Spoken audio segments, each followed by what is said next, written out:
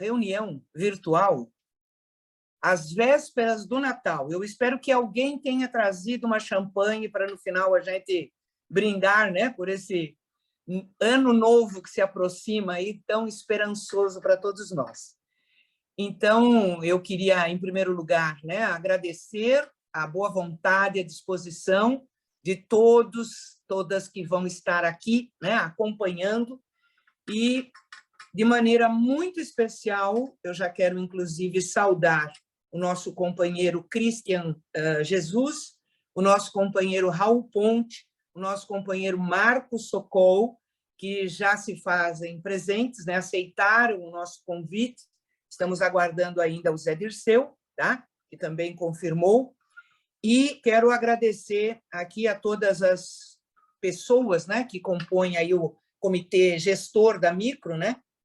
O Zeca por ter arranjado a sala, a Marta, né, por estar aí à disposição de nos ajudar na condução, o nosso pessoal da comunicação, Taz e Tailine, né, e todos os outros que ajudaram a divulgar, tá?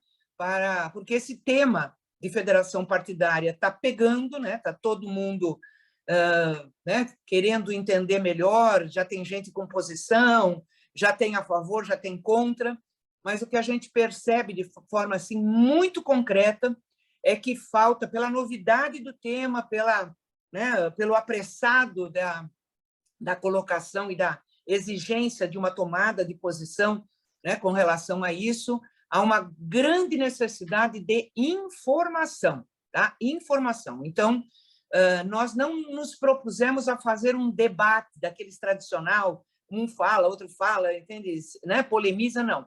Nós propusemos fazer uma espécie de painel de exposição. Também não vamos abrir o microfone, tá? Eu quero que todo mundo compreenda o porquê, porque senão a gente não consegue ouvir os quatro, porque a companheirada do PT a gente conhece de longo dos carnavais e ninguém consegue fazer uma pergunta com o microfone aberto, né? De forma bem objetiva. Tem sempre, né, uma longa dissertação para depois vir a pergunta. Então, todas as perguntas serão feitas pelo chat, tá?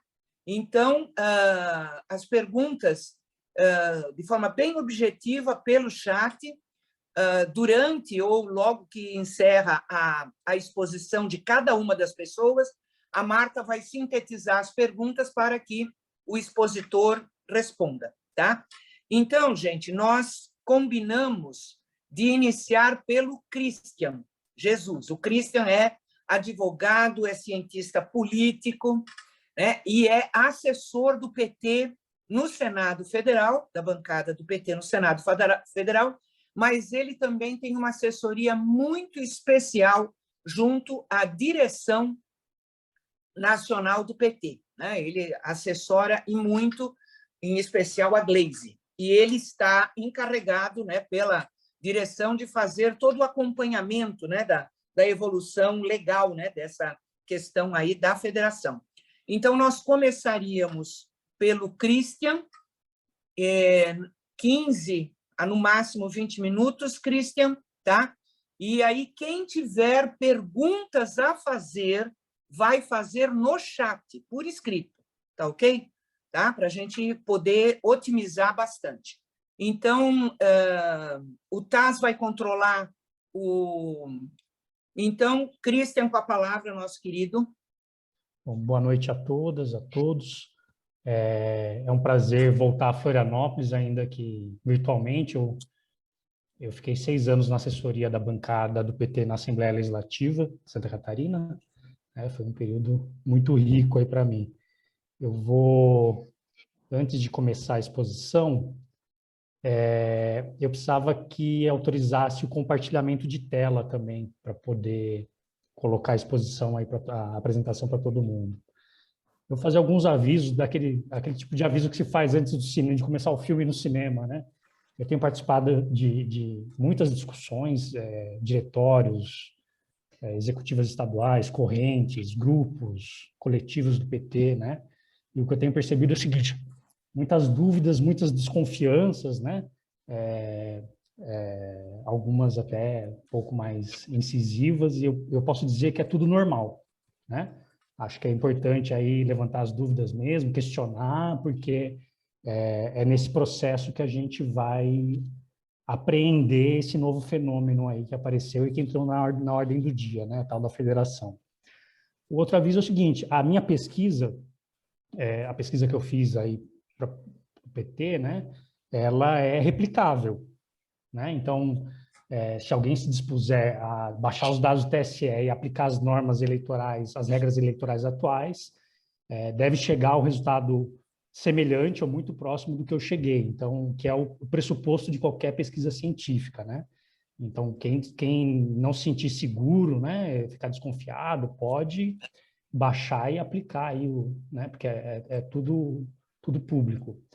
E até para quem quiser entender um pouco, eu estou admitindo as pessoas que estão surgindo aqui, porque virei o anfitrião. E até para quem quiser aprofundar um pouco para a realidade estadual, né, para a disputa proporcional de deputadas e deputados estaduais, também é o mesmo caminho.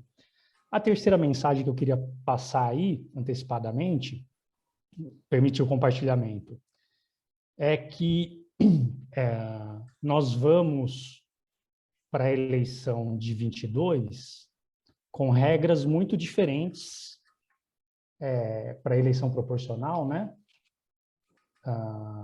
Com regras muito diferentes da eleição de 2018.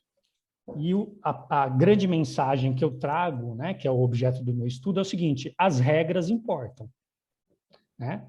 As regras, elas têm a capacidade, muitas vezes, de alterar resultados.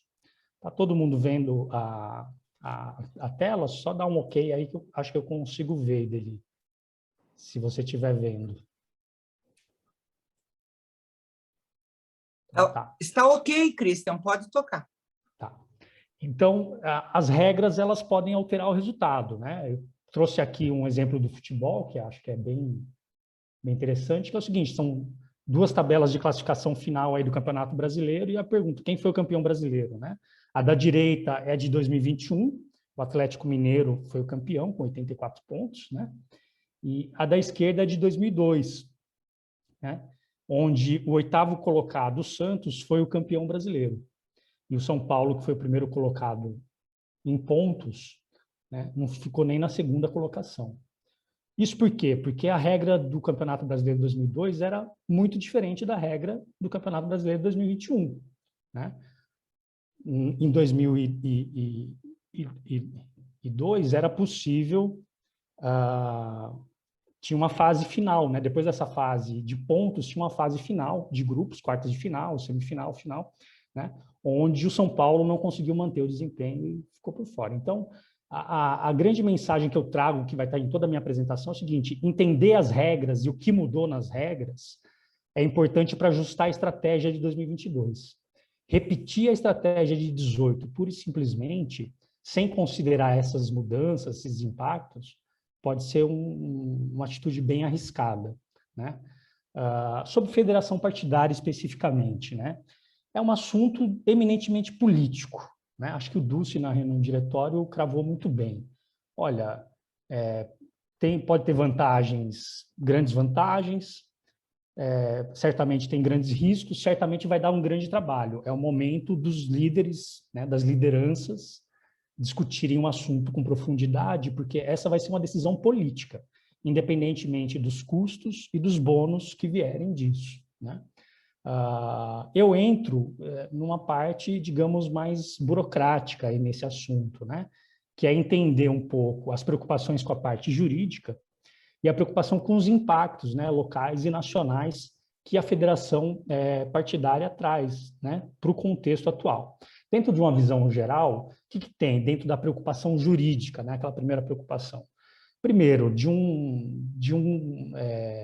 estar na mão do TSE ou do Barroso, de quem quer que for que comande o TSE naquele momento, né? Tem uma queixa que é bastante real e é bastante válida do ativismo judicial, né? Ele acontece, ocorreu muito na esfera eleitoral, mas eu posso dizer por experiência própria, profissional, que desde 2017 o que tem acontecido é que os partidos tomaram um pouco o protagonismo nessa parte, e os partidos vêm impondo reformas eleitorais através de mudanças legislativas, através de votações no Congresso Nacional, né? Então, o fundo eleitoral, cláusula de desempenho, fim de coligação e tantas outras regras foram regras ajustadas pelas direções partidárias, inicialmente, antes de ir a voto no plenário da Câmara e do Senado, né? E que muitas vezes não contou com bons olhos do Judiciário, mas o Judiciário teve que aceitar, e isso tem sido a tônica desde então. O ativismo judicial, nesse aspecto, tem se dado muito em cima das contas partidárias ultimamente, né? E menos em termos da mudança das regras eleitorais. Dentro do tema da federação, propriamente dito, qual que foi a primeira preocupação que eu tive, né? Que eu trouxe, inclusive, para discussão nas bancadas, enfim, com alguns dirigentes. Olha, a lei, ela precisa de uma regulamentação, e quem vai regulamentar isso é o TSE, então a bola está com o TSE. Isso há uns 30, 40 dias atrás, né? Talvez até um pouco mais. E a direção tomou uma atitude, tomou uma decisão de falar o seguinte: vamos acompanhar essa regulamentação e vamos atuar em cima desse processo de regulamentação. E o que veio desde então é o quê? Uma posição escrita, inclusive, né, do TSE e mesmo já de uma decisão do Supremo, que o Judiciário tem que ter uma atuação moderada em termos de regulamentação da federação. E jogou a bola de volta para os partidos. Os partidos é que vão, de fato, regulamentar a federação. Por quê? Porque a federação vai ser o que o Estatuto da Federação disser que ela é. Vai ser o que os programas políticos da federação disser que ela vai ser, né? São textos, são documentos formais, com validade jurídica, que as federações e os partidos vão ter que construir para poder registrar a federação, né? Então, esse é o processo que vem vindo, né? E dentro dessa regulamentação, autorregulamentação, digamos assim, o programa é um aspecto essencial, né? Como eu falei, a federação tem que ter um estatuto, obrigatoriamente, e tem que ter um programa, né? Ela é programática, né? E há uma preocupação muito grande dentro da esfera judicial de que a federação não seja usada simplesmente como um substituto da antiga coligação proporcional. Inclusive, o Partido Trabalhista Brasileiro, o PTB, entrou com a DIN questionando, né, um ADIM Supremo questionando a validade, a constitucionalidade da federação, né? E a gente teve uma decisão do relator, uma decisão cautelar, falando o seguinte: olha, a federação é diferente de coligação proporcional, e nesse sentido ela é válida, é constitucional, né? E o que difere uma federação de uma coligação? Primeiro, elas são estáveis, então ela vai além da eleição, ela é no mínimo por 4 anos, né? Elas requerem uma afinidade programática, então não é um acordo de ocasião, simplesmente, né? Como era a antiga coligação proporcional.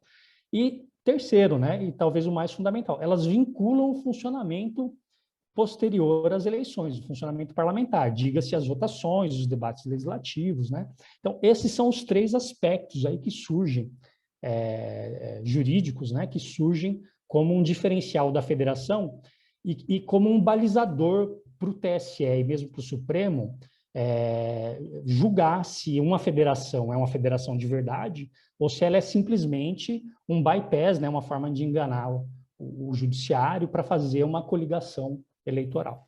Então, dentro da preocupação jurídica, esse é o aspecto geral, depois eu vou falar algo mais específico, né? Ainda dentro de uma visão geral sobre os possíveis impactos que a federação pode gerar, né, na eleição, enfim, né? Como eu falei, o estudo que eu fiz é com dados públicos, né? A regra está no 107, 108, 109, se não me engano, do Código Eleitoral. Então, é um estudo que pode ser replicável facilmente aí por quem se dispuser a fazer, né? O que eu achei? Eu achei, numa hipotética federação à esquerda, PT e PSB, né, esses 2 partidos, e depois o PCdoB, eu achei efeitos positivos, significativos, acima de 20%, né? E generalizado, ou seja, atinge muitos estados, né? São poucos os estados que não são atingidos. Então, dentro de uma visão geral, eu poderia dizer que, sim, a federação tem um impacto que é interessante por um partido como o PT, né? E com outros similares, o PSB também, e outros similares, né? E por que que isso acontece? Isso acontece porque a gente tem um ambiente eleitoral extremamente fragmentado, muita gente, muitos partidos pedindo voto, e as regras para alcançar as vagas na Câmara dos Deputados se tornaram regras concentradas.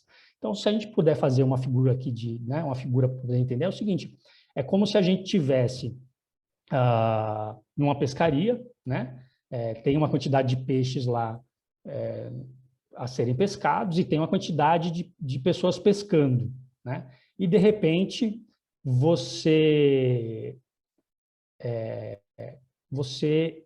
acaba restringindo o espaço onde esses peixes vão ficar, né? Você divide o tanque na metade, coloca os peixes para um lado e do outro lado não tem peixe. Quem ficou do lado onde não tem peixe começa a ter muita dificuldade de pescar, né? Então, as vagas, os peixes começam a ficar concentrados, né? E poucas pessoas começam a acessar essa pescaria, né? Efetivamente. Por que que isso aconteceu? Porque em 2017, como eu falei, os partidos fizeram uma reforma eleitoral que é bastante significativa para o sistema partidário. Ela muda o sistema partidário, pelo menos a tendência, a trajetória dele, né? A gente vinha, desde a década de 90, com incentivos aí fragmentados. Então, qual que era o incentivo? Cria um novo partido que você já vai poder migrar um monte de gente para o seu partido, isso já vai te levar a fundo partidário, né? Isso te dá tempo de TV, isso te dá maior capacidade de negociação no cenário político e tal. Então, a gente se habituou a ver movimentos como o do Kassab ou do Paulinho da Força, criando partidos de uma hora para outra e partidos que de uma hora para outra se tornam fortes dentro do sistema brasileiro, né? Com a reforma de 2017, você mudou isso de duas formas. Primeiro, você estipulou que quem não tem um desempenho eleitoral mínimo na eleição proporcional, deputados e deputados, vai sofrer o corte de financiamento. E aí eu estou falando, perde fundo partidário, perde fundo eleitoral e perde tempo de rádio e TV. Então, a cláusula de desempenho eleitoral tem um efeito concreto, ela corta o financiamento, né?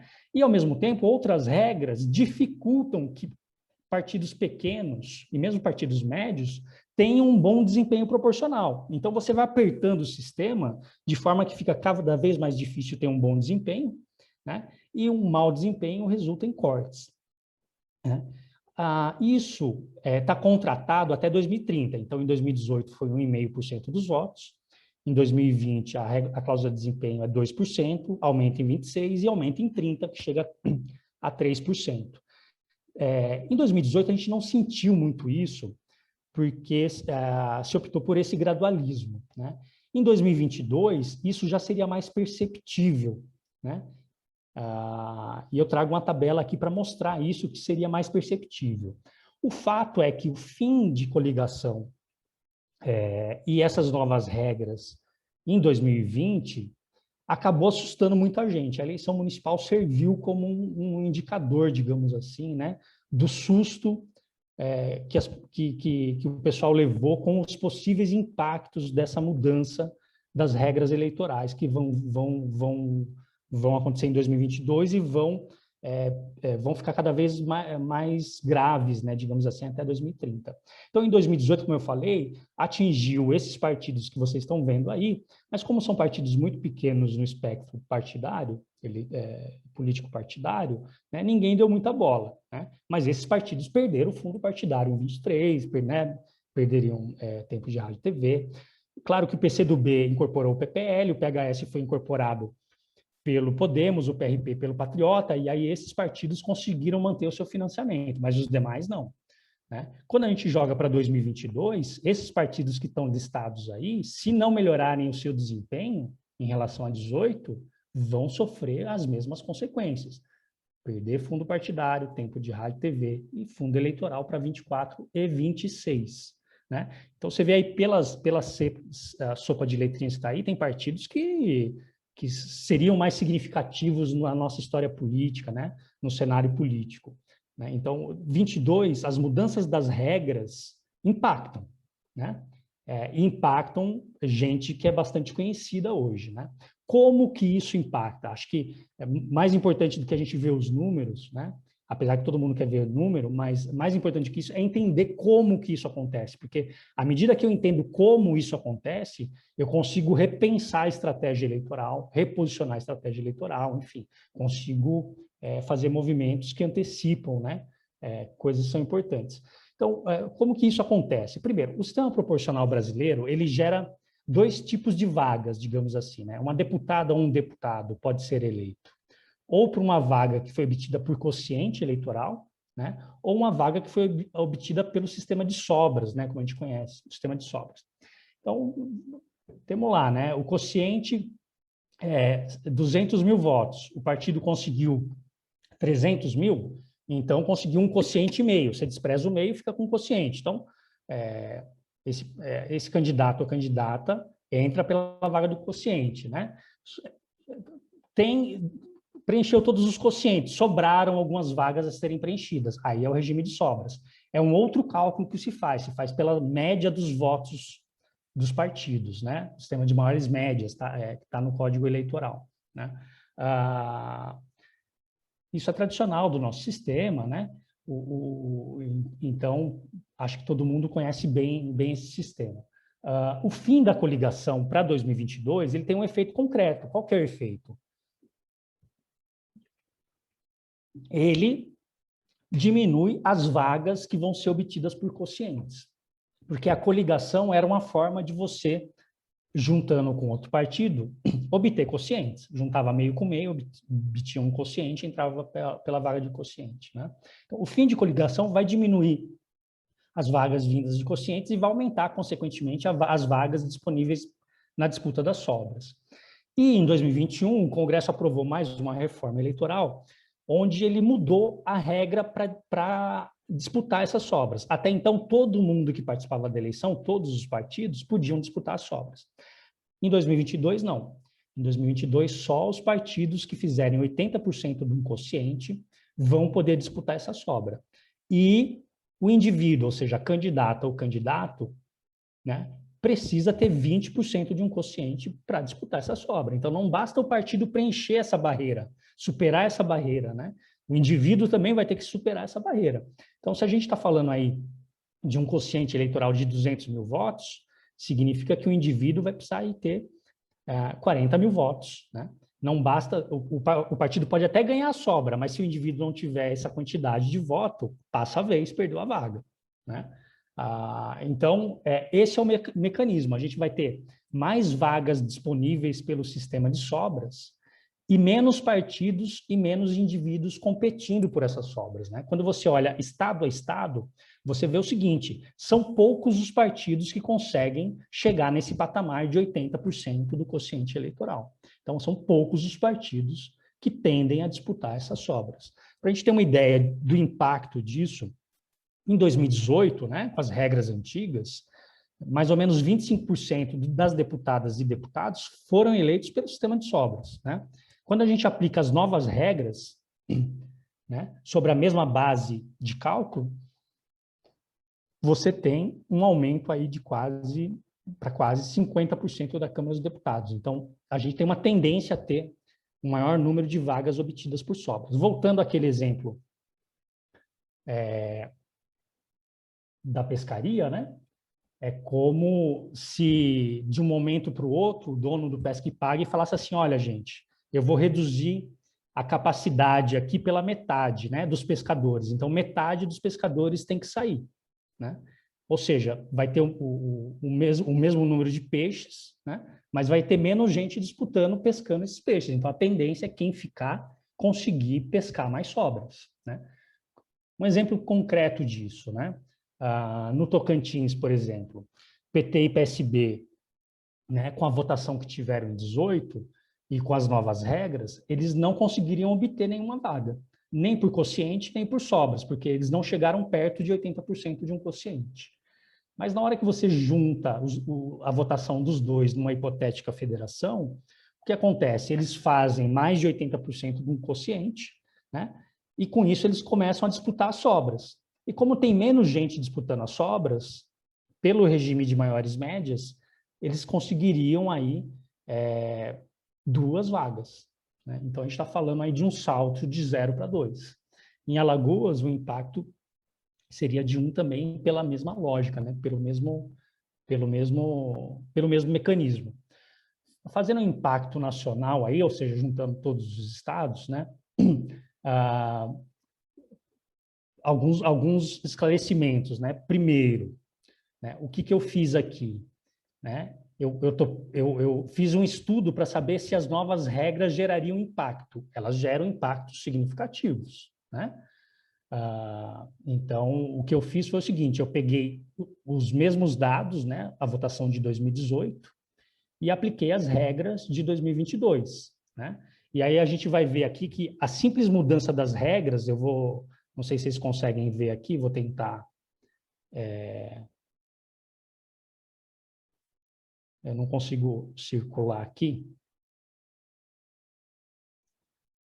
mas vamos ver aqui, ó, PT, né? Dá para ver aqui.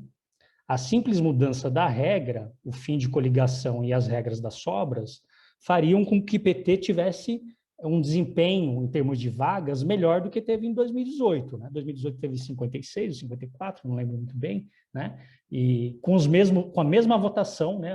Exatamente a mesma votação, as novas regras teriam um aumento aí para 72 vagas, né? Então foi esse o estudo que eu fiz. O segundo esclarecimento que eu tenho que fazer é o seguinte: isso daqui não é um prognóstico para 2022. Eu não estou vendendo o terreno na Lua, né? Se tivesse a capacidade de ter um prognóstico de que aconteceria em 2022, eu estaria vendendo consultoria por aí, né? Enfim, estaria rico, jogaria na Mega Sena, né? Isso daqui é um diagnóstico da mudança das regras. Isso é importante vocês saberem, né? É um diagnóstico de como isso impacta e como o PT pode tirar proveito disso no futuro. E aí, dentro dessa lógica, o que a direção partidária me pediu foi o seguinte: então, faz 3 cenários para mim, né? Um cenário onde o PT vai sozinho, sem federação, que é esse daqui, que está grifado, né? Um cenário onde o PT vai com o PSB, que é esse segundo aqui, né? Bagunça que eu estou fazendo. E um terceiro cenário, onde a federação seria um pouco maior, PT, PSB e PCdoB, que é essas 3 últimas colunas aqui. E o que eu apurei foi o seguinte, que a federação tem um impacto positivo e significativo à medida que você vai aumentando ela. Então, uma federação PT e PSB, né, os 2 partidos sairiam de uma bancada ou de bancadas com 103 deputados e deputadas para uma bancada com 127, né? Esse campo da esquerda aqui, né? PT, PSB, PCdoB, pularia de 107 parlamentares para 131, né? E na hora que eu acrescento o PCdoB, isso também tem um efeito positivo, né? Então, a soma dos votos resulta em mais do que a soma das vagas. Tem um efeito multiplicador aí por trás, né? Por conta daquele mecanismo das sobras que eu falei, né? Ao eliminar competidores da disputa, ao você tirar pescadores do pesca e pague, quem sobra na disputa consegue pescar mais peixes. Essa é a lógica, né? E esse é o impacto que eu apurei, né? O diagnóstico que eu apurei do impacto, né? Eu trouxe aqui para Santa Catarina, né? Então, na reunião do diretório eu mostrei por grupos, o grupo Santa Catarina estaria aqui nos colégios eleitorais intermediários, né? Entre 15, 30, 31 vagas, né? Santa Catarina teria um efeito positivo aí, né? Aumentaria uma vaga, né? Sendo que melhoraria o perfil, né? Seria uma vaga por quociente. Por que o perfil é importante? Porque quociente e sobra é importante diferenciar. Uma vaga obtida por quociente pelo partido exige do candidato ou da candidata 10% de um quociente eleitoral como desempenho. Então, se é 200 mil, exige do candidato ou da candidata 20 mil, no mínimo 20 mil votos, para poder conquistar efetivamente aquela vaga, né? No regime de sobras, como eu falei, isso daí pula... já passamos um tanto aí dos 15 minutos, né? Opa, eu achei que você ia eu avisar havia com mandado 12. mensagem para você aí no chat, mas acho que você não viu. É porque eu estou na apresentação aqui na tela cheia. Tá bom, vou encerrar por aqui. Só falar rapidinho aqui, vou pular, né? Então, a federação, de fato, ela foi pensada para salvar pequenos partidos, mas em 2022 ela tem um efeito interessante para grandes e médios partidos, que é um possível aumento do desempenho pelo uso desse instrumento. Esse efeito ele é diferente para partidos grandes e pequenos, como eu falei, para estados grandes e pequenos. Estado pequeno tende a ter um efeito maior, estado grande um efeito menor, né? A lógica é o seguinte: a federação ela se torna uma máquina eleitoral você aumenta a musculatura para ganhar pelo menos uma vaga em cada estado. E ao mirar uma vaga em cada estado, principalmente nos pequenos, você pode obter 2, 3, 4, 5, 6 ou 8. O Rio Grande do Norte seriam 8, Roraima seriam 8, por exemplo, né? Isso também pode ser obtido através de fusões, como aconteceu com o DEM e o PSL, ou na próxima janela de trocas partidárias, né? Me pediram para também analisar se uma federação da direita traria impacto para o PT. Eu não consegui terminar esse trabalho, mas simulando aí uma federação republicanos, Partido Liberal e Partido Progressista, que estaria no campo bolsonarista, né? Olhando esses estados especificamente, eu encontrei esse saldo negativo PT, né? Então, assim como criar uma estrutura grande, uma máquina eleitoral grande na esquerda gera efeito, na direita também, né?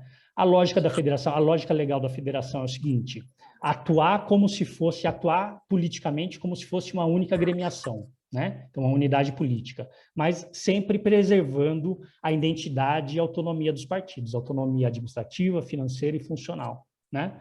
Isso daqui são as regras que estão na resolução do TSE.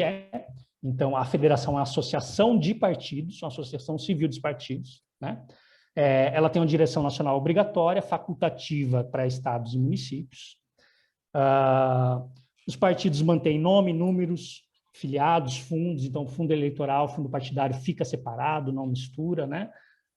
Na prática, a federação, para a eleição majoritária, ela é como se fosse um único partido, então ela pode fazer coligação, sim, na majoritária, com outros partidos ou com outras federações. Na eleição proporcional, funciona como a gente funcionava na coligação proporcional, né? Então, cada partido tem seu nome, seu número de candidato, né? O limite de candidatos é pela federação, então 100% mais um do estado é pela federação, o quociente eleitoral e a sobra é pela federação, né? E para terminar mesmo, né? O ponto-chave aí dessa discussão sobre federação, o ponto-chave é o estatuto, né? É o programa e eventuais regras de funcionamento da federação, né? São documentos que têm que ser criados pelos partidos para poder registrar a federação, e são eles que vão nortear e guiar aí o funcionamento, as dúvidas, né? E as eventuais, os pontos cegos aí do dia a dia dos partidos dentro da federação. É isso. Por favor, já está habilitado. E aí, então, já quero dar as boas-vindas, agradecer muito a disposição, né, do Zé de comparecer e colocar a sua posição para nós aqui, tá? Então, Zé, você com a palavra, e aí nós te avisamos com uns 15 minutos. Pode ser? Pode ser. Boa noite, Ideli, boa noite, Raul, Sokol. Ouvi com muita atenção o Christian, importante exposição. Quero dar um abraço em cada uma que está aqui hoje conosco. Quero pedir desculpas, mas amanhã não tem luz aqui.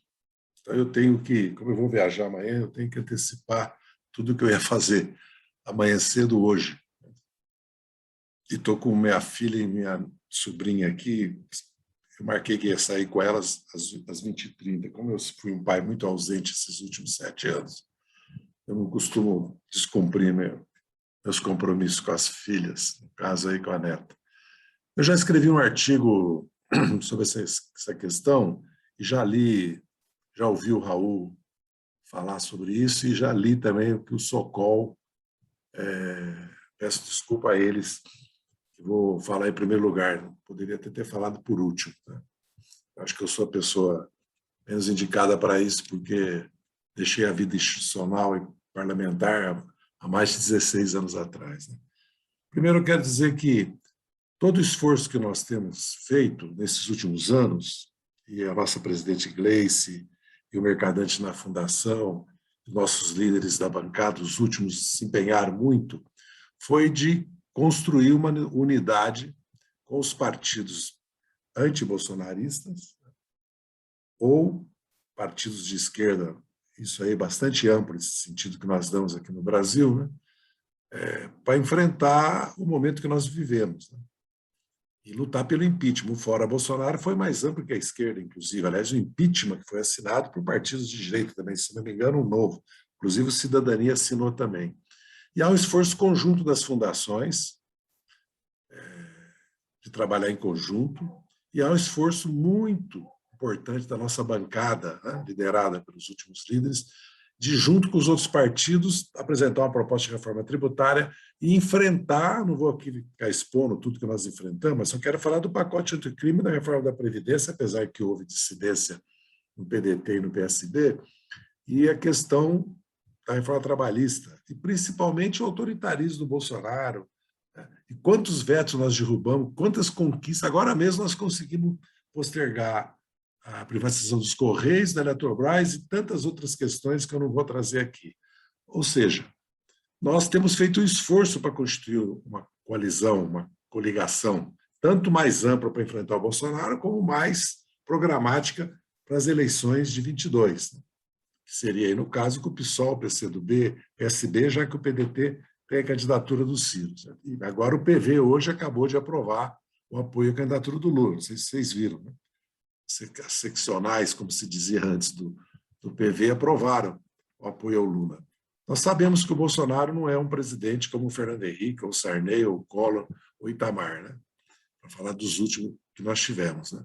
Ele é o Bolsonaro.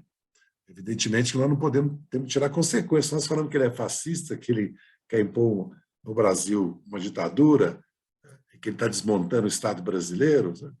E os direitos sociais, significa que eu tiro consequências da tática disso, de ampliar o máximo possível a aliança para derrotá-lo. Nós sabemos, nós já governamos, né, 13 anos e meio, e nós sabemos que a grande dificuldade nossa, talvez a federação até ajude, é formar uma bancada parlamentar de apoio ao presidente, ao seu programa, que nos dê condições de governar, certo? E fazer algumas transformações no país.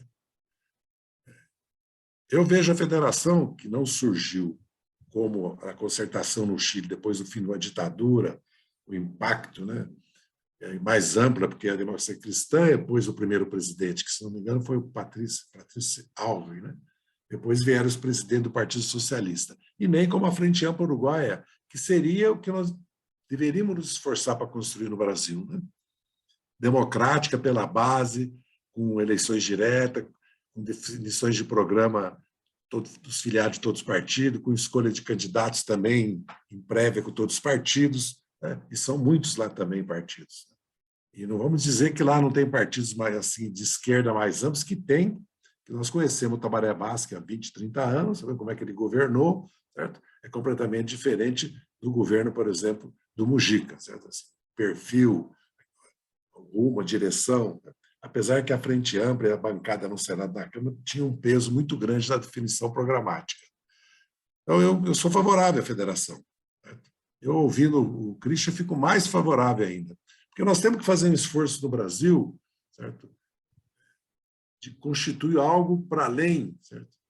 Do PT. Lógico que o PT talvez seja 70% dessa federação, né? Em termos, vamos dizer assim, para falar um número, é o maior partido, para não ficar dando porcentagem, que não é muito correto isso, pode parecer hegemonismo, certo? Mas eu sinto necessidade, nesse momento histórico, nesse período que nós estamos vivendo, e as condições que nós vamos governar, de fazer esse esforço, né?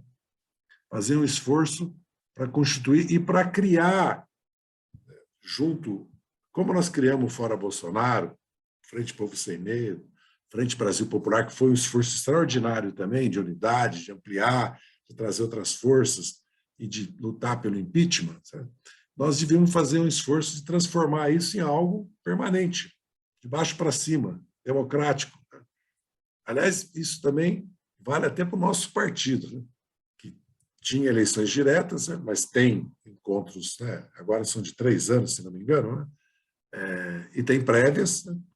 E deveria ter consultas sobre temas importantes, inclusive pela internet. Colocar os 2 milhões de filiados na internet, né?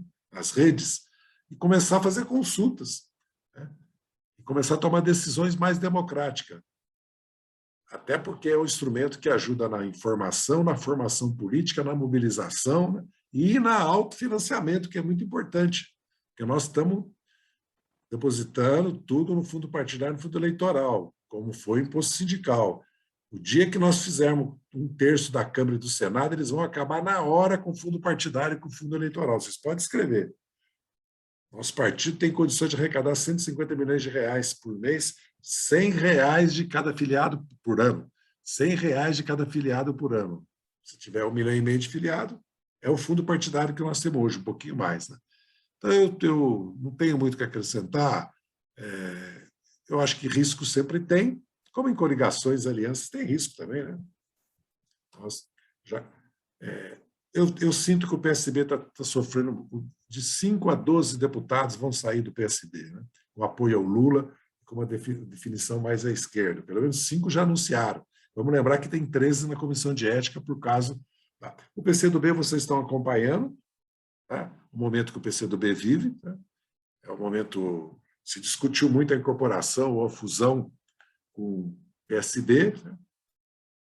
Está se discutindo uma federação PSOL, PCdoB, Rede. Aliás, o PSOL aprovou isso no seu encontro nacional. Também nós corremos o risco de ficar sozinho. Eu não vejo, dado a conjuntura, quero repetir, dado a conjuntura que nós vamos enfrentar, a gravidade que será governar o Brasil o ano que vem, as condições, apesar que a eleição do Lula, se isso acontecer, porque não tem eleição nenhuma ganha, né?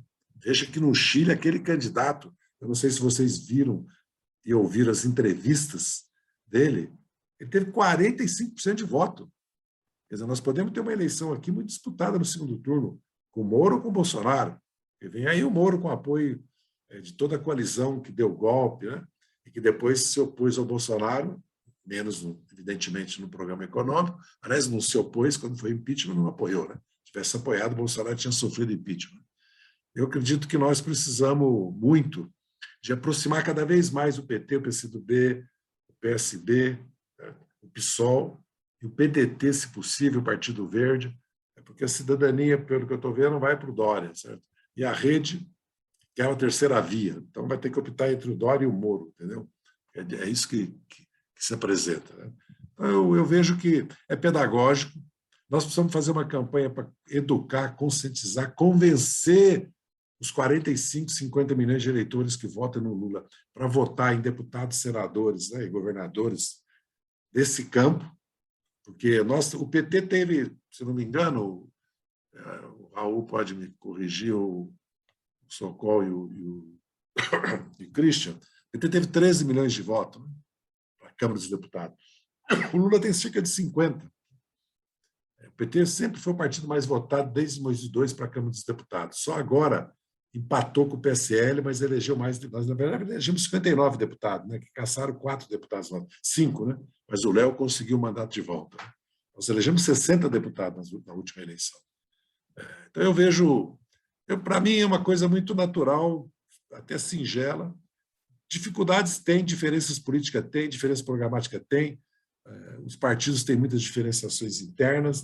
No PCdoB, se eu li bem a resolução do PCdoB, me corrijam se eu estou equivocado, ela diz o seguinte: pode ser o Lula, pode ser o Ciro, pode ser a terceira via. O importante é derrotar o Bolsonaro. Não sei se foi isso, Sokol, que eu deduzi da resolução do PCdoB. Tanto faz. Então, vocês já viram que nós temos um problema pela frente, né? Não são poucos problemas. Mas nós, como somos o maior partido, temos liderança, força, certo? E poderemos ter a presença da República, nós temos condições de dar uma direção. O importante é o programa que essa federação vai fazer. Que programa o PT vai apresentar para essa federação? Eu tenho escrito, vocês sabem, o programa que eu defendo. Certo? Eu falo de uma revolução social, porque eu acho que o Brasil precisa de uma distribuição de renda, riqueza e propriedade, que se faz através da reforma tributária, do sistema bancário financeira e da reforma política, que é uma luta nossa, porque os problemas que nós vamos enfrentar logo que foi eleito é da fome e da pobreza, é do desemprego, é de virar a página bolsonarista, rever toda a política cultural, educacional, científica, tecnológica, ambiental, externa, reorganizar todo o ministério. Isso vai ser nós vamos contratar uma terra arrasada, um orçamento com teto de gasto, regra de ouro, Banco Central independente. Não será uma tarefa simples governar. Nós já mostramos que somos capazes de governar. E nós somos alternativa de governo. Não é só que o Lula tem 45%, não. É que o Haddad teve 32 milhões de votos e o Haddad, o Ciro e o Boulos obtiveram a mesma votação que o Lula, Brizola e Covas em 89. Existe um bloco histórico, existe um bloco político, social, coesionado em torno daquilo que nós representamos e que nós construímos no Brasil. Então, como nós somos alternativa de governo, temos o legado, a liderança, a experiência do Lula, entendeu? E temos um partido como o PT, que já mostrou que é capaz de governar. Eu acredito que a federação só nos ajudará, inclusive, a eleger mais deputados. Por tudo que ele explicou aí, a eleger mais deputados, se bem que não é esse o cálculo principal. Basicamente, é isso que eu queria colocar para vocês aqui hoje. Muito obrigado. Zé, muito grata, tá? Pela sua compreensão, participação. Eu não sei, Marta, se tem alguma pergunta das que tem?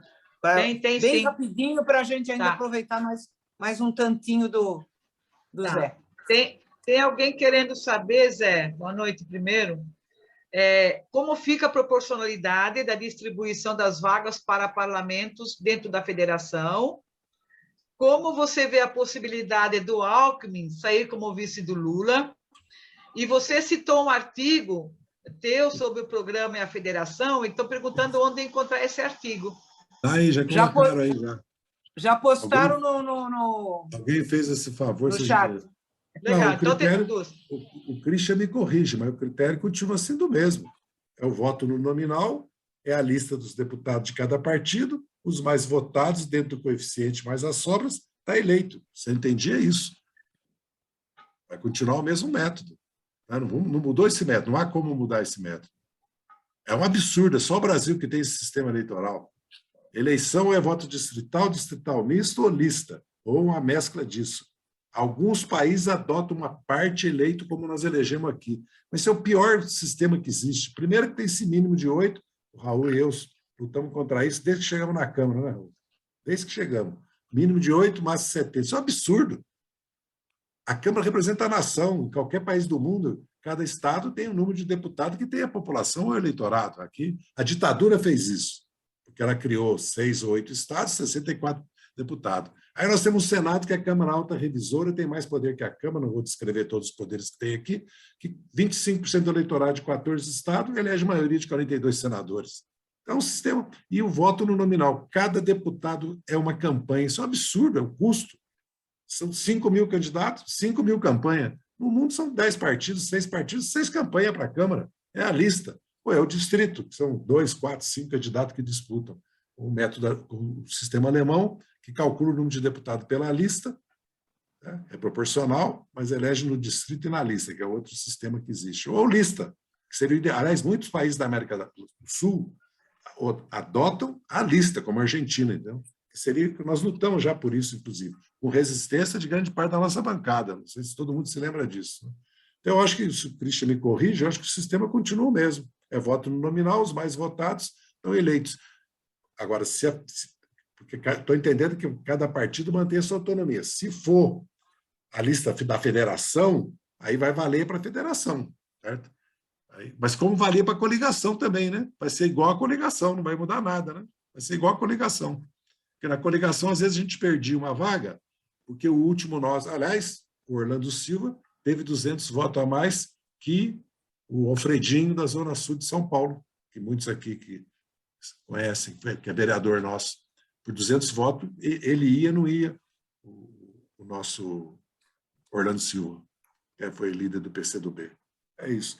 A questão da vice do Lula. Bem, primeiro, ele precisa se filiar a um partido. Segundo, ele precisa dizer que quer ser vice. Terceiro, precisa discutir que programa não vai ser feito. Se eu estou entendendo, tanto ele como o Lula estão fazendo um movimento nesse sentido, né? Quando o Lula diz que o Alckmin foi um bom governador, coisa assim, eu posso estar... Estou fazendo uma simplificação. O único tucano que gosta de pobre, não há nada entre ele e o Alckmin que não possa ser superado. E a esposa do Alckmin, Dona Lu, diz que com o Lula como governador ou nada, estarei com meu marido. Se ela pôs com o Lula em primeiro lugar, é porque acho que está caminhando para isso. Aí é uma questão que o PT vai ter que discutir, debater, aprovar ou não, né? Porque o Lula já falou ontem que é o partido que vai decidir. E nós sabemos que há muita resistência, muita divergência e muita interrogação, muitas questões para ser levantada. Eu tenho dito que isso não significa que nós temos que deixar de fazer a crítica aos governos do Alckmin e do PSDB, até porque nós vamos ter uma candidatura que é do Haddad, né? E o PSDB vai ter uma que já é do Dória, né? Que é o Rodrigo Garcia. Não sei quem o Alckmin apoiará, se o Alckmin apoiar o Haddad em São Paulo, se for vice do Lula apoiar o Haddad, aí é uma outra conjuntura, entendeu? Eu não me oporia a uma aliança com o Alckmin como vice do Lula para disputar essa eleição. Pelo que eu disse antes, se nós temos o Bolsonaro, sabemos que nós vamos enfrentar o poder da mídia, o poder econômico, a tutela militar, a máquina do judiciário, nós sabemos as condições que nós vamos governar, né? Eu acho que nós temos que ampliar essa aliança. Evidentemente que nós aí temos um vice que não é de esquerda, que não é do PT, certo? Como foi o caso do Temer, né? Mas nós tivemos uma experiência com o Zé Alencar, que foi 2% só para aprovar, 52% para aprovar a aliança com o PL, se não me engano, 6% ou 4% aliança com o Zé Alencar, a segunda vez foi por unanimidade, em 2006, foi por unanimidade no partido. Assim, não foi unanimidade, mas a imensa maioria do partido apoiou.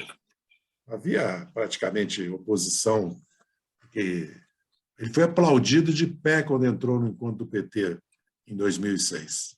Certo? Por causa do como ele exerceu a vice-presidência e as posições políticas que ele defendia, porque ele era um homem nacionalista, defendia o papel do Estado, aliás, era contra a política que nós conduzimos, política de juros no primeiro e no segundo ano de governo, todo mundo conviveu com ele, né? Nós convivemos com ele 8 anos. Certo? Então, eu tenho o ideal para nós seria uma candidata mulher, negra, jovem, certo? Ou um empresário progressista jovem, porque tem um eleitorado jovem que está entrando, já explodiu nas eleições aí em 20, que eu acho que vai crescer muito. Ele é muito importante. E também um vice que o Lula tivesse absoluta confiança na lealdade, né? E também confiança. Mas aí, desejo e a realidade nós vamos ter que compatibilizar. É isso. Então, Sokol, querido, muito obrigada a você pelo membro atuante e ativo do Diretório Nacional do Partido dos Trabalhadores, fundador, né, desse partido. Então, vamos lá te ouvir com muito prazer. Você tem muitos fãs aqui em Santa Catarina. Eu te aviso com 15 minutos, tá, Sokol? Tá? Ok. Bom, boa noite aos companheiros e companheiros. Vamos aproveitar o tempo. Na pessoa da Ideli, saúdo todos os Catarina, mas pelo jeito tem gente que não é Catarina no debate, saúdo todos, além do Raul e do Cristian. O Zé tem que sair. Bem, eu tenho sustentado o ponto de vista que a entrada do PT nessa federação com o PSB, que foi o PSB que propôs, é um passo para dentro da geleia geral brasileira, na letra do Torquato Neto Gilberto Gil, de 68. Falo isso não com o espírito do passado. Infelizmente, a geleia geral segue.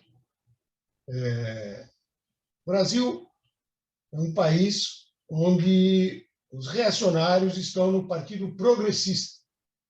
A direita está no Partido da Social-Democracia Brasileira, PSDB.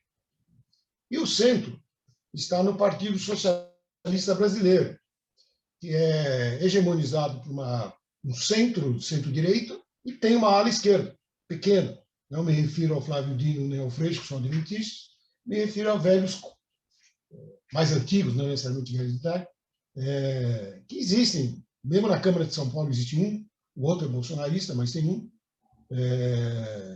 Tem na Bahia, tem no Amapá, tem em Goiás, né? Talvez até ache em Santa Catarina, embora aí parece que não é muito flor que se cheire o PSD. Então eu pergunto, quem é a esquerda no Brasil? Quem a gente quiser? O Márcio França, que é o dono do PSB de São Paulo, não é de esquerda. O Beto Albuquerque, do vizinho Rio Grande do Sul, não é de esquerda.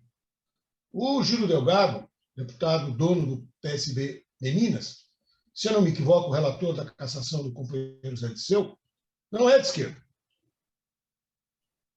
Então, isso é tudo menos uma frente de esquerda para aqueles que são adeptos da frente de esquerda, não é meu caso. Isso aí é uma associação com frutas de gostos diferentes. Se é que não tem legumes e outros materiais tóxicos. Porque não é uma salada de fruta. Uma salada de fruta tem a homogeneidade de serem todas frutas. Aqui nós temos coisas que são contraditórias, muito contraditórias. Nós defendemos uma frente, claro, não uma federação, nem apenas uma coligação, uma frente. Eu estou falando aqui em nome do Diálogo e Ação Petista, de caráter anti-imperialista. O nome a gente vai achar. O caráter é que é o determinante. Que é mais amplo que a esquerda, na acepção original da palavra esquerda, que não é da geleia geral brasileira. É mais amplo, mas é mais difícil. Para com isso. Então, nós vamos ter que ceder um programa para cumprir um rito. Ao contrário, nós podemos construir um programa assim, com o PSOL, com o PCdoB, com setores do PSB e com setores do PDT também, que as siglas em outros partidos podem nem ser institucionais. Na minha opinião, daria uma frente. É tão boa que o 6º e o 7º Congresso pensam dar aquela coceira e sai aí correndo atrás do centro, não pararam até hoje, né? Nós somos partidários de uma Assembleia Constituinte soberana e defendemos que o programa do Lula, tal como em 18, traga esta proposta. Não é a outorga de poderes constitucionais ao atual Congresso, como foi em 86. Não. É uma Constituinte exclusiva. Unicameral, o Zé já explicou por quê. Precisa de Senado no Brasil. É um absurdo. Não tem conflito étnico, nem religioso. Para quem o Senado? Para revisar tudo que a Câmara Baixa faz? Isso é os lords ingleses. Aqui são os lords de Araque. 2. Proporcional. O Raul pode explicar melhor que eu, que essa Câmara não é proporcional. O eleitor de Rondônia, Roraima, e de pequenos estados que nunca foram territórios, vale muito mais que 10, 11 vezes que os de São Paulo, Minas, Bahia. Um voto em lista pré-determinada, que permite ao partido escolher a cara que ele quer mostrar para a sociedade, e com financiamento público exclusivo. Não esse, que tem um financiamento público e depois o cara que é milionário põe o patrimônio dele. Esse é um processo de reforma política. Christian e demais companheiros. Eu ouvi, já é a 4ª exposição que eu ouço do Christian. Me congratulo por ele ter finalmente formulado uma ideia e que há um processo de reforma política, ele não usou a palavra, eu que estou usando, ou usou, deixa para lá, feita pelos partidos desde 17. Bom, eu me dou conta que isso é um problema, porque o povo não está sendo ouvido, e os partidos não são o povo. Os partidos não representam ipso facto o povo. E no caso concreto do Brasil, a abstenção eleitoral, voto branco e nulo, cresce regularmente desde antes de 16 e de 17.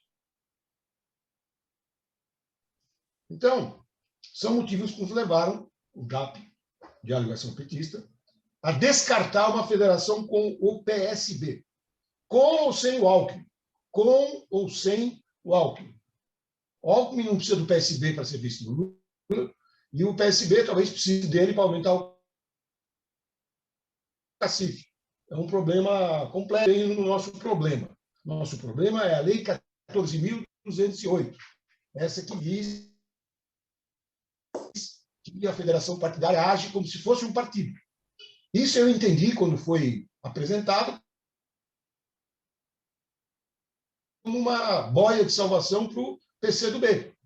E não me opus, até vi com simpatia, sem conhecer O Socol, a ideia.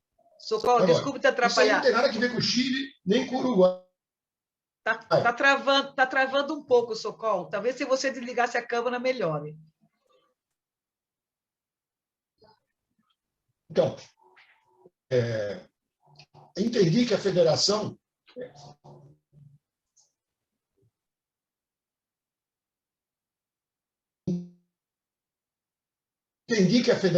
era, eu conheço agora.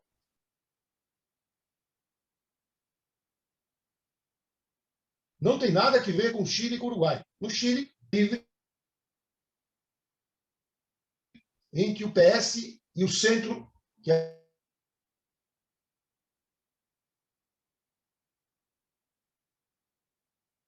ser cristã, não tem a punição de colocar no canto quem é pinochetista, mas não tem a tutela do judiciário, eu chamo de bipartismo judiciário, que quer se sobrepor aos outros poderes.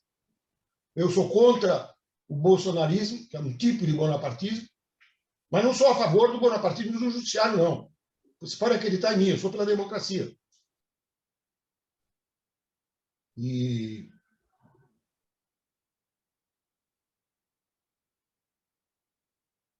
no Uruguai, menos ainda. No Uruguai, a Frente Ampla, de 71, se consolidou depois da greve geral de 73, contra o golpe, greve com ocupação de fábrica, que soldou o PC e o PS, e grupos menores, que normalmente se dividem. E daí, depois, os tupamaros entraram, já na clandestinidade, Frente Ampla se enraizou, e companheiras e companheiros, a última eleição em Montevidéu, a Frente Ampla só ganhou por causa da sublegenda, lá tem sublegenda. E as três sublegendas da Frente Ampla superaram a sublegenda da direita. Para não falar que o Uruguai é um país extraordinariamente homogêneo. Diferente do Brasil, onde o PT não é o melhor, é o único partido nacional. O único. Agora querem montar em cima dele na federação, mas ele é o único partido nacional. E é impossível impor uma federação com disciplina dos municípios do interior do Pará aos municípios do Rio Grande do Sul. Impossível. A não ser numa crise extraordinária, com a construção de comissões provisórias nomeadas industrialmente, e vamos que vamos. É todo o contrário de uma construção pela base. Então, é uma arbitrariedade própria do nosso iluminista Luiz Barroso, que se define como iluminista. Você sabe, o iluminismo criou o despotismo esclarecido. A parte despotismo ele pegou bem. Porque ele se propõe, né? É o iluminismo das trevas. Não sei se vocês conhecem o pensamento desse homem. Lava Jato e semipresidencialismo. Não digo que quem defende isso no PT tem a mesma opinião, mas é a opinião dele. Ele sabe o que ele está fazendo. Ele não é uma criança que a gente deu uma enrolada, que os partidos estão empurrando. Claro, tem uma tensão, tem uma negociação, mas eu vejo, sim, um processo de tutela sobre os partidos na regulamentação, ainda mais claro que na lei. A regulamentação que vai a voto no plenário, mas que já é disponível. Eu tive a felicidade de lê-la. Isso quer dizer que o sistema brasileiro é bom? Não. O sistema político brasileiro, depois de 5 anos de estado de exceção, as instituições estão em frangalhos. E o sistema está podre. Mas a reforma que tem que ser feita é com consulta ao povo, não nas cúpulas dos partidos. Só o povo salva o povo. Por isso que nós vemos como uma tarefa importante, não é no primeiro dia, mas é necessária, a de um novo governo, no caso, cabeçada pelo companheiro Lula, se propor uma Assembleia Constituinte soberana para fazer a reforma do judiciário, do sistema militar, da mídia. A reforma agrária que não foi feita. As transformações que restam por fazer, além de reconstruir o que nos últimos 5 anos foi destruído. Uma lista grande. Previdência, trabalhista. Isso não é a caneta do presidente que vai... A caneta dele não tem tinta para isso, tem que ser submetida a um parlamento. E você não vai revisar 190 emendas constitucionais negativas, na grande maioria, desde 88, por maioria de 2/3. Isso não existe. Tem que ser um poder originário, maioria simples, que é como deve funcionar uma Assembleia Constituinte. Que não é fácil, mas para os trabalhadores nunca foi fácil. Para outros, talvez. Então, no mérito, a federação é o quê? No mérito, a federação é um casamento por 4 anos. Para valer, gente. Com todos os bens e propriedades. As pessoas guardam sua personalidade jurídica, como no casamento, são passíveis de sanção, por isso é de personalidade jurídica, porque senão é que nem o MST, senão não tem como punir. Mas veja que o iluminista Barroso recusou uma melhoria do prazo que nós propusemos, recusou dispensar a necessidade de prévia associação civil, porque ele quer que seja uma instituição que ele controle. Não é brincadeira isso aí. 15 minutos, Socorro. É uma hipoteca. Não liquida o partido, para usar um termo de polêmica do século passado. Não vende o partido. Hipoteca, por 4 anos. Por 4 anos nós somos autônomos dentro da federação. Nós não temos independência no sentido pleno da palavra. Em muitas cidades nós seremos maioria, em muitas cidades nós seremos minoria. Em muitos estados. Mas, em qualquer caso, a gente vai ter que conviver, né? É como você põe um cônjuge para dentro de casa, o qual você não ama, não tem amor, ainda tem que dar uns quartos para o PCdoB. É hipoteca, por quê? Por quê? Eu estou disposto a hipotecar minha casa se eu estiver falido, endividado. Mas quem está falido, endividado, são eles, não nós. Mal e mal, a prisão do Lula levantou a estrela do PT, e não o contrário. A estrela do PT. Se eu achasse que o muro de Berlim tivesse caído na minha cabeça, há muita gente no PT que não vê futuro para o PT. Não fala com essa franqueza necessária. Mas tem que ser com o PSOL, com o PCdoB, mas o PSOL não quer, então vamos com o PSB mesmo, vai construir alguma coisa. Por quê, gente? Essa teoria não é nova. Nós construímos o partido ao lado dessa teoria. Não é esse o ponto de programa que faltou na fundação, desculpa. Então, o Lula, inclusive, não depende disso. Com 28% a mais de deputados, nós vamos para 130 e poucos. Resolve o quê, gente? Não resolve nada. É melhor ter 28% de deputados a mais, claro. Melhor ter um a mais de Santa Catarina, claro. Não sei quantos a mais vão ser do PSB e quantos vão ser do PT. Mas vamos esquecer isso por um momento. Isso aí dá para o quê? Dá para nada, gente. Se somar o PDT lá na Câmara e mais algum outro grupo, talvez consiga impedir o impeachment. Oh, legal, a gente impede o impeachment. É esse o nosso projeto? Ganhar a eleição para impedir o impeachment? Ou é para reconstruir o Brasil e fazer as transformações? Com 130 votos você não faz. Então não vamos mentir para o povo, né? Não vamos começar não mentindo para a base. A federação é uma camisa de força. Você é autônomo dentro dela. Você tem número 13, você tem o fundo partidário, você tem o teu regimento, os teus congressos dentro dele. Se você sair, você perde o direito de fazer coligação no ano seguinte. Isso é um absurdo, gente. É um absurdo. Você não pode nem coligar na próxima eleição. Você está punido, está no canto. Isso não existe no Chile, não existe no Uruguai. Além de perder o fundo partidário, que como tal não existe nesse país, e provavelmente o tempo de TV. É uma lei arbitrária do iluminismo do déspota, da luz das trevas. Eu não consigo ver qual é o desespero de se agarrar a isso. O Lula não depende disso. Eu não sou a favor do Alckmin, mas eu consigo entender o raciocínio de quem defende. Eu sou contra. Agora, nós precisamos do PSB e do PCdoB na federação, porque senão o quê, gente? No dia seguinte que aprovar a federação, no último dos municípios que estão vendo aqui na tela, eles estão abraçadinhos com o PCdoB e com o PSB. Como o PCdoB é uma sombra, que na maior parte dos municípios não existe, na verdade vai ter um monte de município que a gente tem que estar junto com o PSB. E, diferentemente do PDT, que tem o Ciro Gomes como expressão nacional, o PSB não tem nenhuma expressão nacional. É ele mesmo uma federação de caciques regionais,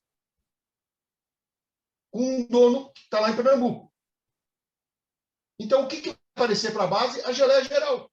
É os caras que a gente brigou a semana passada, que nos agrediram, que cuspiram em nós, não tenho tempo para dar os exemplos, nós estamos junto com eles, no município que ele conhece. É aquele ali, aquele ali. Não é o Lula com o Ciro. É o vereador e o deputado com o vereador e o deputado. É isso que eles vão ver. É a junção dos que não se bicam. Para quê? Para ganhar a eleição. É mais do mesmo. É a geleia geral. Nós já sofremos esse... O pessoal não é besta quando fica lá de fora. Não tem... É chance zero do pessoal fazer...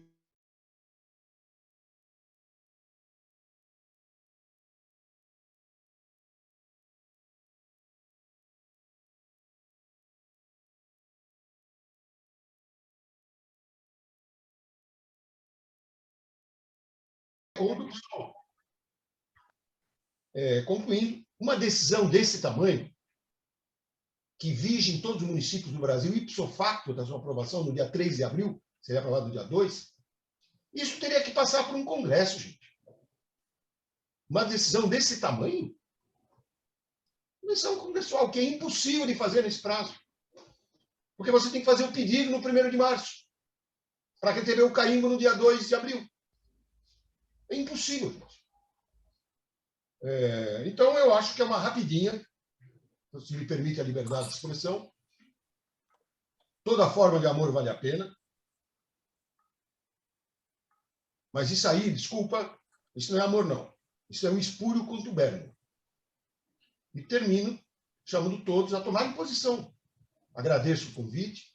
É sempre um momento de socializar as opiniões que estão muito... Eu ouvi o Christian 4 exposições. Quanto mais eu ouço, mais contra eu fico. Ele está melhorando, reconheço, aperfeiçoando ali os argumentos. Mas quanto mais eu ouço, mais contra eu fico. E, bom, sugiro fazer chegar a quem de direito se propõe a tomar a decisão agora no final de janeiro, começo de fevereiro. Obrigado. Obrigado, Sokol. Marta, nós temos pergunta específica para o Sokol? Uma. Se não... Uma apenas. Então, uma apenas. Lá. Pergunta. E se desfazer desse casamento antes dos 4 anos, o que acontece com o partido? É só isso? Eu devo ter falado muito rápido. O que acontece com o partido é uma tragédia no sistema eleitoral brasileiro. Fica como o PCO, que não quer fazer coligação com ninguém. Nós somos proibidos de fazer coligação. Proibido. Nas 2 eleições subsequentes, é uma punição. Porque o judiciário tutela os partidos. O judiciário aqui, nesse ponto, é pior que a Constituição pinochetista. E eu sei o que eu estou falando. A concertação foi uma associação livre, equivocada, na minha opinião, mas livre, entre o centro, a democracia cristã, e a esquerda, a Partido Socialista. Deu no que deu. Na última eleição, a concertação ficou em 5º lugar. A Frente Ampla tem outra história. Mas não existe, em nenhum dos 2 países, a punição para um partido que sair não poder se coligar na eleição seguinte, gente. Isso é a tutela do judiciário, o bonapartismo judiciário. Isso é a ação penal 470. É a operação Lava Jato. É a perspectiva de eles botarem ordem no sistema político. Com mandato de quem? Consultando os partidos? Vai tomar a taxa de participação nas eleições. Porque a realidade é que os partidos estão tendo, todos eles juntos, cada vez menos votos. Se distanciando. E a reforma está em curso. A reforma está em curso, só não tem povo na reforma. E eu estou esperando a hora de virar o barco. Tem gente que está sentadinho na janela comemorando. Eu não estou. Então, o que acontece? Resumo. Você perde o fundo eleitoral e não pode coligar. Ser colocado no canto. É uma hipoteca.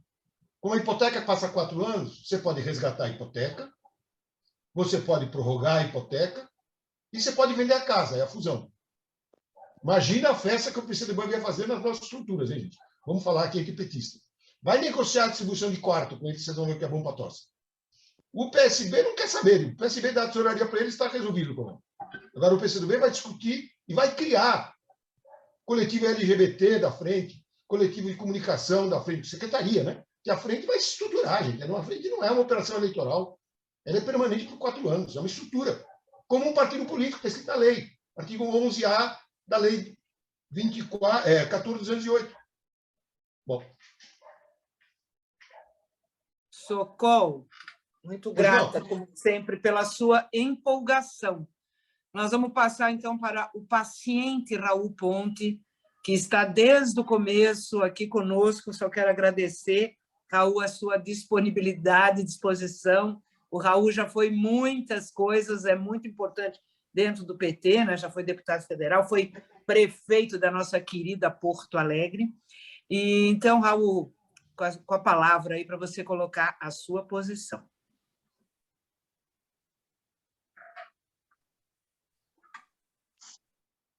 Obrigado, Idelê, pelo convite. Queria agradecer essa oportunidade de a gente conversar com companheiros e companheiras de Santa Catarina e já vi agora muito mais, né? Nós estamos tendo pessoas de vários lugares. E num tema tão importante, tão significativo para todos nós, né? Olha, eu quero começar comentando a decisão do diretório. Eu acho que foi correta a direção do Diretório Nacional em aprovar a semana passada que nós devemos tomar a iniciativa e abrir esse debate. Abrir esse debate com os parceiros do campo da esquerda. Essa foi a decisão. Não há nenhum compromisso ainda assumido com qualquer um desses partidos. Nós estamos abrindo o debate. Do meu gosto, eu acho que já estamos atrasados. Eu gostaria que essa iniciativa nossa já estivesse presente na última eleição, nas últimas eleições. Por quê? Por uma razão muito simples. Quer dizer, nós, do ponto de vista estratégico, do ponto de vista histórico, nós somos um partido socialista. O PT é um partido socialista. Essa é a nossa definição estratégica. Nunca revogamos as nossas resoluções do 7º encontro, do 1º congresso. Portanto, nós temos que procurar os aliados e, com eles, trabalhar juntos. Já fizemos muitas alianças com o campo da esquerda e até com o campo do centro e até com a direita. Aí eu acho que está errado. Então, eu defendo há muito tempo dentro do PT que nós temos que construir uma frente esquerda. E uma frente de esquerda com um caráter nitidamente anticapitalista. Não somos socialistas, nós temos que ter, portanto, uma frente anticapitalista. Essa é uma visão estratégica. Eu luto por isso muito antes até do PT existir. Por uma compreensão também muito simples, que a burguesia brasileira, as classes dominantes aqui no Brasil, elas abdicaram da soberania nacional, abdicaram de construir um partido democrático. Sempre que correm riscos, apelam para golpes militares, para impeachment, como nós vimos recentemente. A classe dominante não é democrática no Brasil, nunca foi. Portanto, nós não temos nada a acreditar ou achar que com eles nós vamos a algum lugar. Então, eu sou defensor de que a gente forme um bloco sólido, forte, no campo da esquerda. Até porque o Lula tem um espaço próprio e tem uma representatividade nacional alcançada pelo nosso partido, alcançada pela sua figura própria, pela presidência da República, por 2 mandatos, enfim.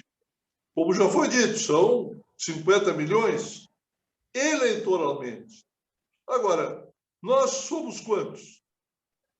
O ano passado, naquela eleição duríssima municipal, né, que expressa bem a nossa verdadeira força, aonde estamos implantados, aonde tivemos candidato a prefeito, a vereador, lá no pequeno município, onde tem as maiores dificuldades. Quantos votos nós fizemos? 7 milhões. 7 milhões de votos na eleição do ano passado. O PCdoB fez 1 milhão de votos. E o PSOL, 2. Somados, nós fizemos 10 milhões de votos, num universo de 150 milhões. Então, pessoal, vamos devagar com a Andorra. Nós não estamos com essa bola toda. Né? É só a gente olhar. Né? O ano passado, nós elegemos uma representação que voltou 20 anos para trás. Nós elegemos 180 prefeitos, o mesmo número de 2000.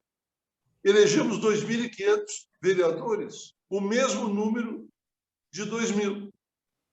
Ou seja, nós recuamos pelo golpe, pelo impeachment, pela criminalização do partido, nós recuamos 20 anos na nossa estrutura orgânica, na nossa representação social e assim por diante. Continuamos um partido simpático, continuamos otimistas, queremos botar o Lula de presidente da República, não há dúvida. Agora, nós vamos de novo ter, por exemplo, o Haddad e o Boulos de candidatos em São Paulo.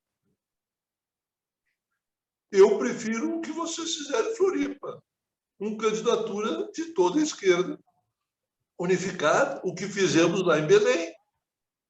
E lá ganhamos a eleição. O que nós tentamos fazer aqui, parcialmente não conseguimos, como queríamos aqui em Porto Alegre, porque o PSOL não veio junto, né? Mas com a Manuela, né, e o Rosseto, nós fomos a 45% dos votos de novo. Voltamos ao segundo turno, voltamos à disputa. Então, do ponto de vista estratégico, do ponto de vista histórico, é obrigação dos socialistas buscarem a unidade contra os capitalistas, contra a classe dominante. E terem um bloco sólido. Isto impede que a gente possa atrair um ou outro setor independente, solto, perdido, tipo o nosso querido José Alencar. Mas a classe dominante brasileira pensa como José Alencar pensava? É evidente que não, porque senão essa classe dominante teria um partido que iria expressar aquilo que o José Alencar dizia, como disse o Dirceu aí, né? Defender a indústria, defender uma soberania nacional, defender... Quer dizer, essas coisas não estão na cabeça da Fiesp, da Fiergs aqui do Rio Grande do Sul, não estão. Essa turma, né, já se acostumou há muito tempo. Ela se acostumou a ser sócia menor do imperialismo, não tem nenhuma pretensão de construir alguma coisa independente no Brasil. Então, essa é a tarefa da esquerda, a tarefa nossa, e por isso nós precisamos ter, estrategicamente, uma frente de esquerda. E precisamos ter também, taticamente, porque nós precisamos ter mais força. Nós precisamos aumentar a nossa capacidade de ação, a nossa capacidade eleitoral. Então, são essas razões que nos levam a defender. Agora, surge legalmente a possibilidade da federação. A federação é uma espécie de... é um tipo de frente de esquerda que aqui surgiu de forma inusitada, né? Por lei.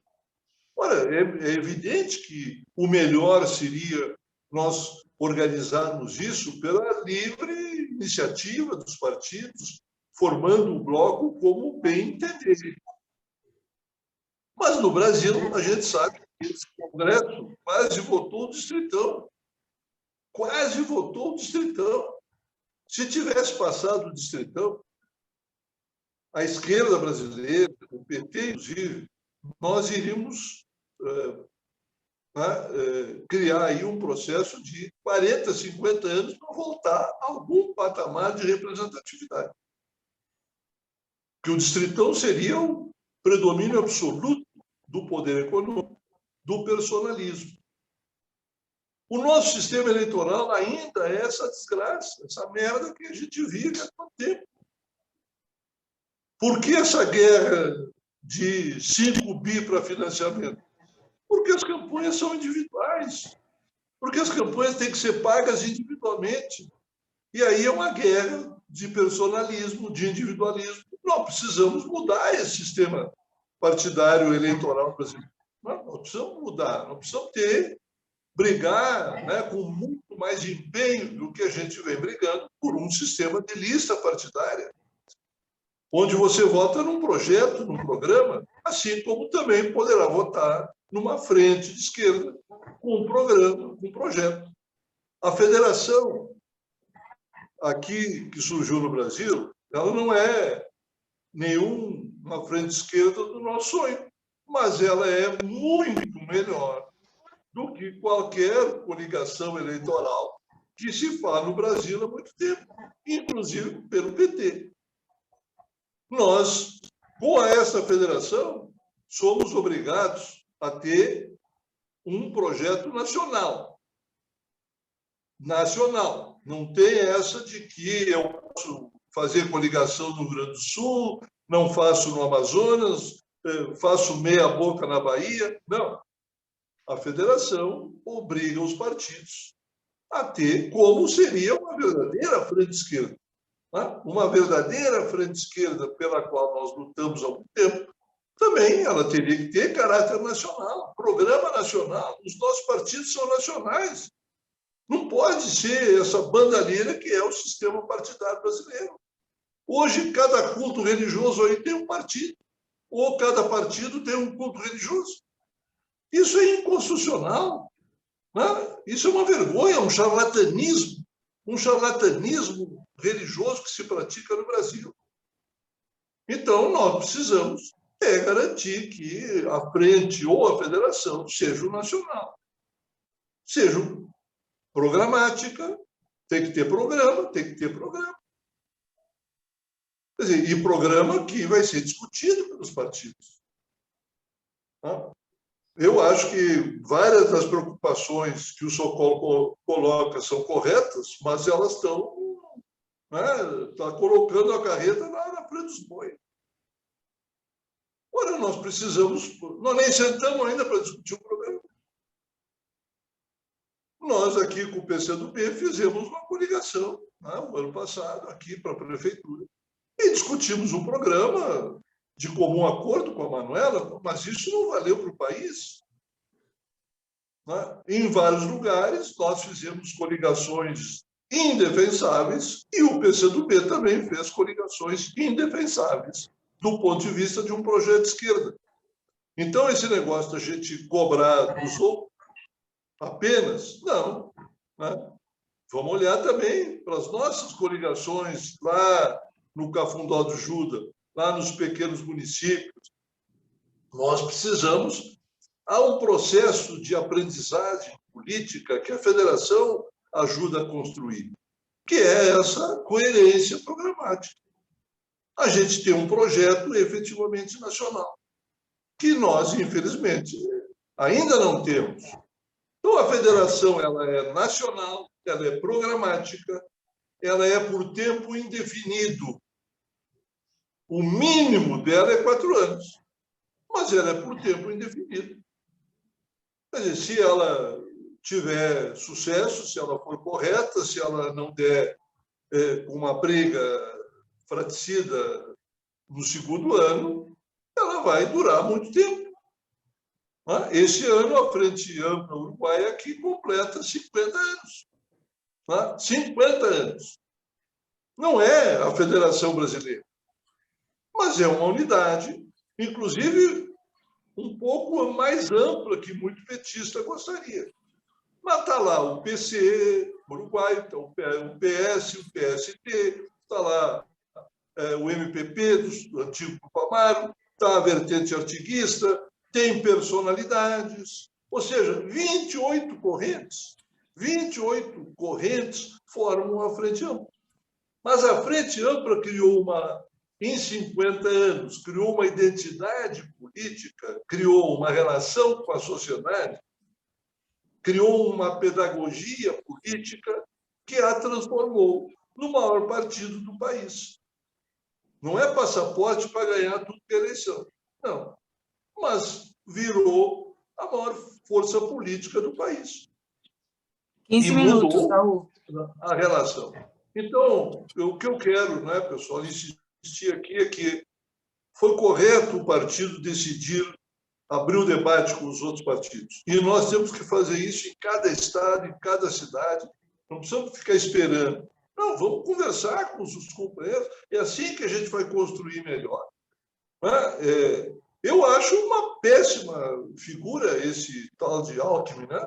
Mas se ele quer sair do PSDB, o que eu vou fazer? Está saindo, está renunciando o tucanato, está renunciando a social-democracia e o neoliberalismo disfarçado que eles praticaram, ele, o Fernando Henrique, e o Leite pratica aqui no Rio Grande do Sul. Para mim, não preciso me dizer quem são os tucanos, né? São refinados neoliberais. Agora, ele está rompendo. Vai ir para que partido? Não sei. Eu acho que nós não podemos objetar uma discussão onde nós temos que ter obrigatoriamente a maior iniciativa. Nós é que temos que ter iniciativa nesse processo. Não esperar que o PCdoB nos procure, que o PSB... O PSB aqui, o Beto foi para a imprensa para dizer que faz coligação, faz a tal da federação, mas já quer 6 ou 7 candidaturas a governador. Mas isso é uma frente. Mas nós nem sentamos para discutir o programa, nem sentamos para discutir o caráter nacional. Mas isso, vejam bem, só isso já foi suficiente para rachar o PSB no Rio Grande do Sul. Não o PT.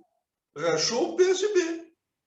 Porque as deputadas, né, fundamentalistas religiosas que tem aqui já caíram fora.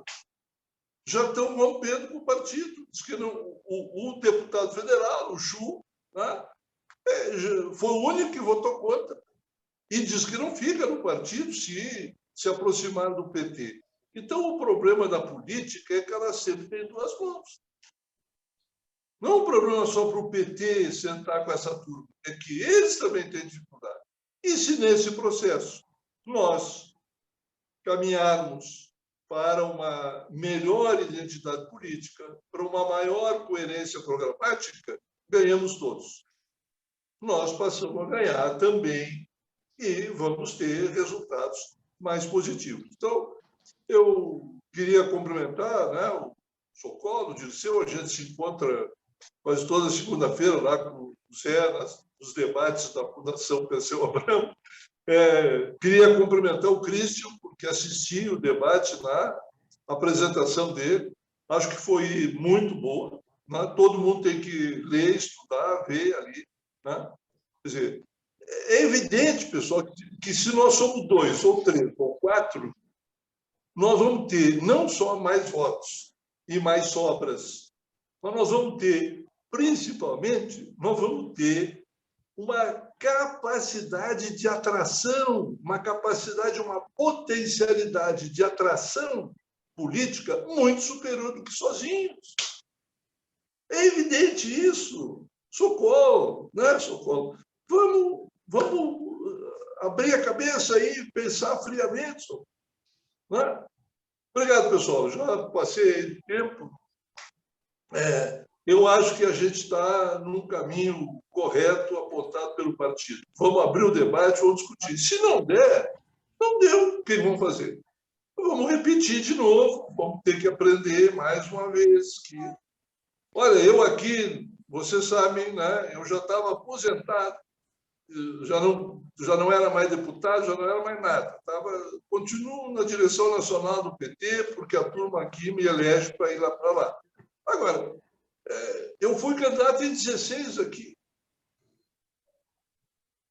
Eu e a Luciana, nós fizemos juntos 29% dos votos no primeiro turno.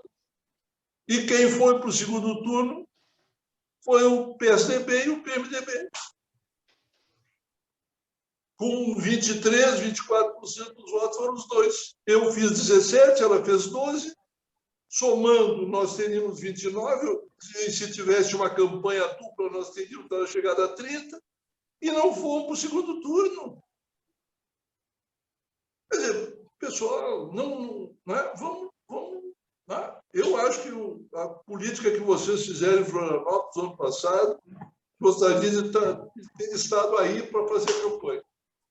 Obrigado, pessoal. Um grande abraço, boa noite. Né? E estou à disposição aí, se tiver tempo ainda, para algum questionamento. Obrigado. Muito obrigado, Raul. Muito animador. Desculpa te interromper, porque teve uma pergunta que não ficou bem respondida e eu respondi no privado, no chat, para o companheiro. Mas eu posso socializar aqui a pergunta que ele fez e a resposta. Então, também. faça, Cris, faça, porque ainda nós temos uns minutinhos. O Rodrigo perguntou o seguinte, se a federação não implica numa redução da nominata proporcional do partido, né? Tendo em vista que hoje o partido pode lançar 100% das vagas em disputa mais um, né? Sim, esse efeito ele acontece, essa é a resposta, né? Porque ao invés de um partido, agora você tem uma federação onde tem outros partidos, né? E aí, como que resolve isso? Quem pode lançar mais, quem lança menos?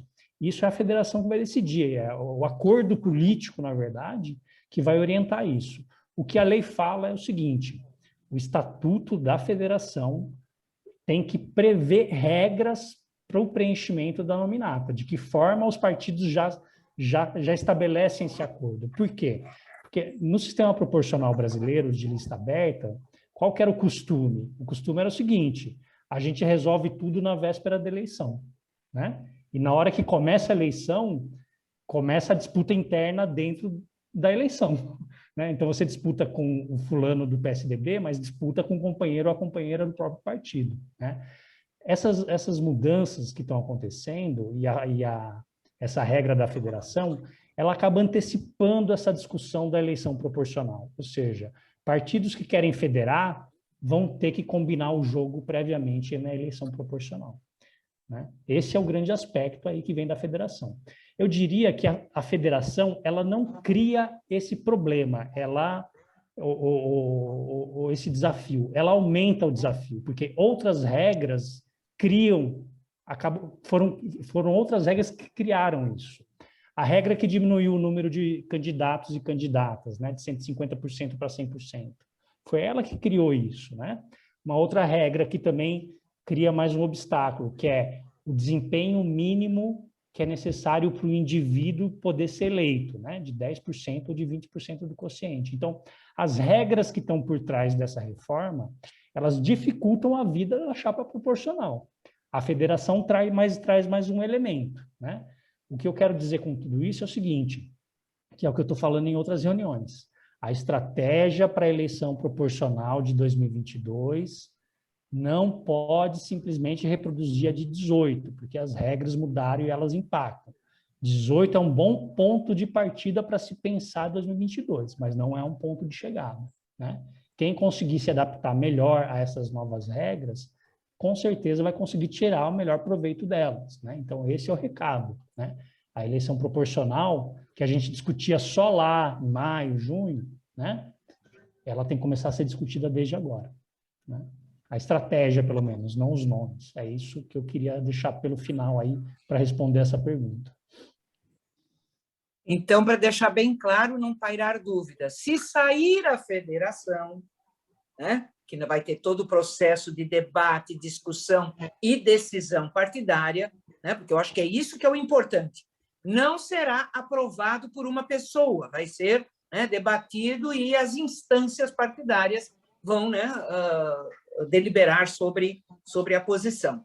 Agora, é importante lembrar que, assim, no caso de Santa Catarina, nós temos 16 federais, então, se sair federal, né, as candidaturas da federação envolvendo os partidos, né, que vão compor esta federação, se a gente vier a aprovar e se incluir, vai ser 16 mais 1, 17, para todos. Né? E, no caso, para a Assembleia Legislativa, é 40 mais 1, 41. Tá? Nós podemos ter uma federação menor e fazer coligação com partidos ou outras federações para a majoritária, né? Porque é proibido fazer coligação na proporcional, certo? Então, na majoritária pode. E eu queria terminar, né?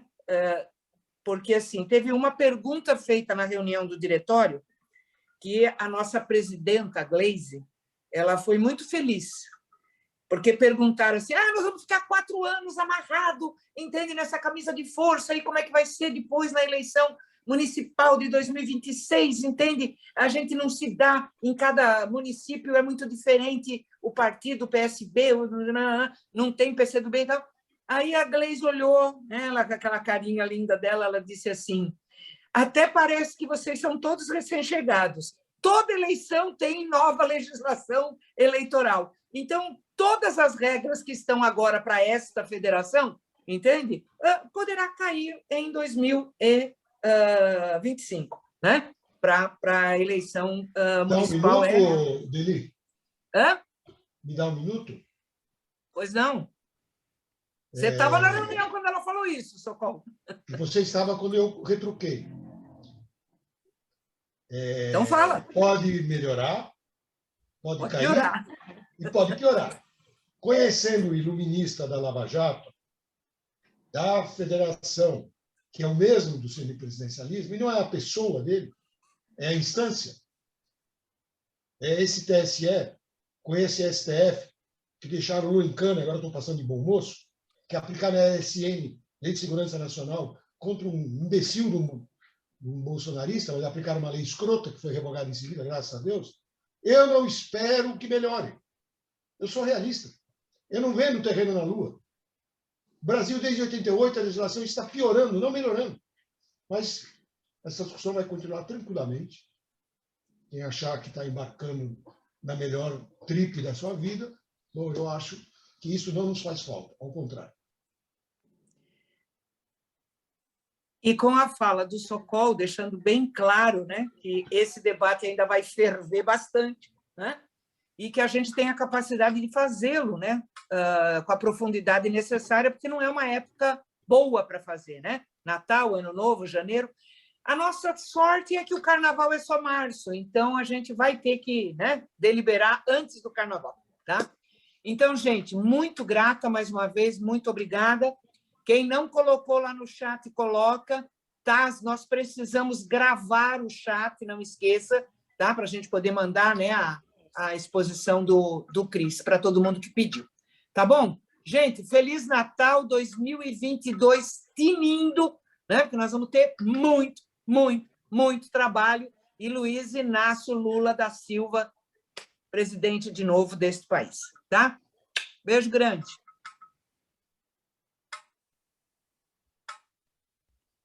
Tchau para vocês. Valeu, valeu. Boa noite. Tchau,